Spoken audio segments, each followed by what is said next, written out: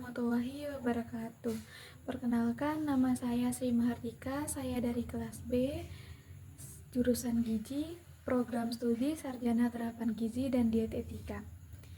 Tujuan dari video ini untuk memenuhi tugas mata kuliah kewarganegaraan dosen pengampu Bapak Jedi Mutakin, SPD, MPD.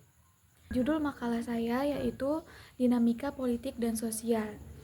Sistem pemerintahan di Indonesia, sebagaimana negara demokratis lainnya, menganut prinsip pemisahan kekuasaan yang dikenal dengan trias politik. Pemisahan kekuasaan ini bertujuan untuk menjaga keseimbangan antara lembaga-lembaga negara dan mencegah terjadinya penyalahgunaan kekuasaan. Jadi yang akan kita bahas pertama itu yaitu 3 pilar kekuasaan di Indonesia.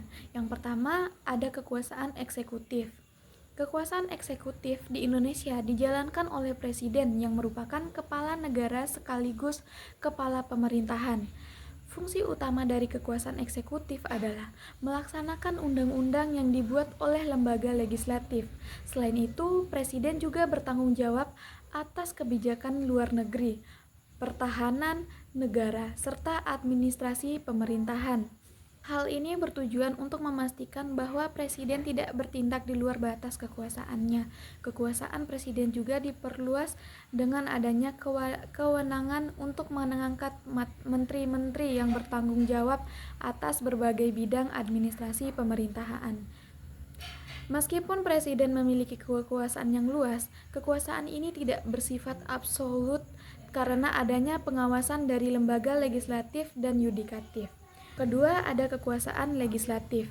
Kekuasaan legislatif di Indonesia dijalankan oleh Dewan Perwakilan Rakyat atau DPR yang berfungsi sebagai badan yang membuat undang-undang dan mengawasi jalannya pemerintahan. DPR juga memiliki wewenang untuk memberikan persetujuan terhadap anggaran negara dan mengawasi pelaksanaan undang-undang yang dilakukan oleh presiden. DPR sebagai representasi rakyat memiliki peran strategis dalam menjaga keseimbangan kekuasaan.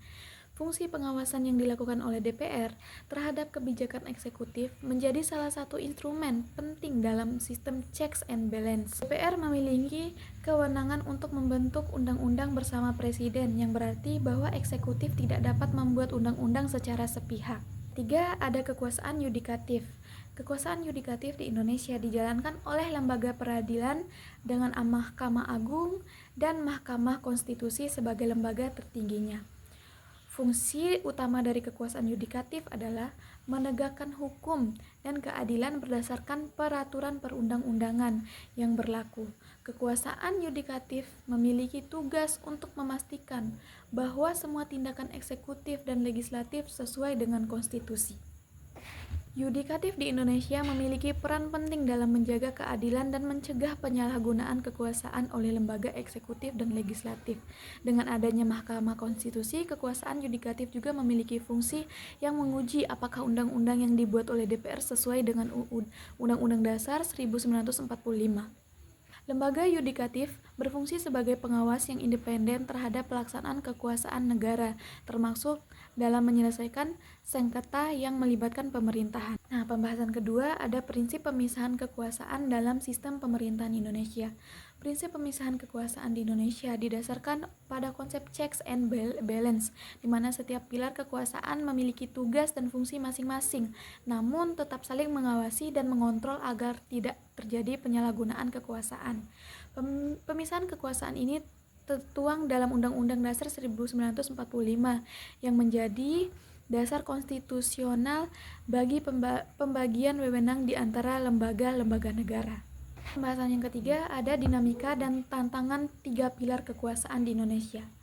Meskipun prinsip permisahan kekuasaan di Indonesia telah diterapkan, dalam praktiknya terdapat beberapa tantangan. Salah satu masalah yang dihadapi adalah tumpang tindih kewenangan antara lembaga eksekutif dan legislatif, yang terkadang menghambat proses legislasi dan pengambilan keputusan. Ketergantungan legislatif terhadap eksekutif dalam beberapa hal, terutama dalam hal anggaran, dapat mengurangi efektivitas pengawasan yang dilakukan oleh DPR. Selain itu, intervensi politik dalam kekuasaan yudikatif juga menjadi salah satu tantangan dalam menjaga independensi peradilan. Jadi kesimpulannya, 3 pilar kekuasaan yaitu eksekutif, legislatif, dan yudikatif memainkan peran yang krusial dalam sistem pemerintahan Indonesia. Pemisahan kekuasaan yang diadopsi dari konsep trias politik bertujuan untuk menciptakan keseimbangan dalam pemerintahan serta mencegah penyalahgunaan kekuasaan.